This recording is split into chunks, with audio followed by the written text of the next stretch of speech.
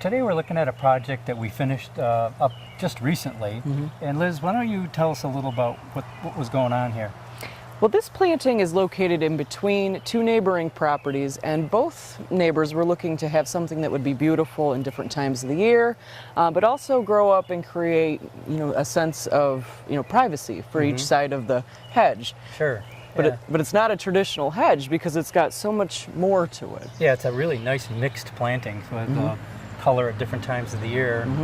And it looks like this may provide some screening privacy without being in your face like a fence would be. Right, and this hydrangea tree, as it grows up, is going to block a line of sight between the two neighboring decks, and it will have some good size to it, but it won't be a huge shade tree, so it just kind of diverts the eye without being an evergreen hedge.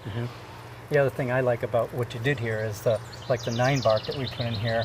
They look small and they look like a lot of space, but as these things grow up and mature, they're not going to be really crowded. Right. You can allow them to grow into their natural form and really be nice. Sure, and we picked a couple of grasses that'll get some height to them to, again, just provide that little bit of privacy. We've mixed some perennials in for spring, summer, and fall, and what was also fun is we got to use a lot of the existing customers' perennials too. So we divided some things, we moved some things around, and we were able to create a planting that both sides of the hedge can enjoy.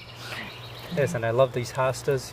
Not every place we get to use the hostas because of the deer. Right. So, when we got a site like this that's more in town and you don't have the problem, hostas like this are just glorious. Yeah. So if you've got an area that needs some attention with planting, possibly between your properties, give us a call and we can discuss it. Thank you for joining us. I'm Liz Snyder. And I'm Jim Hotelling, the Home Gardeners from Hillside Garden Landscaping.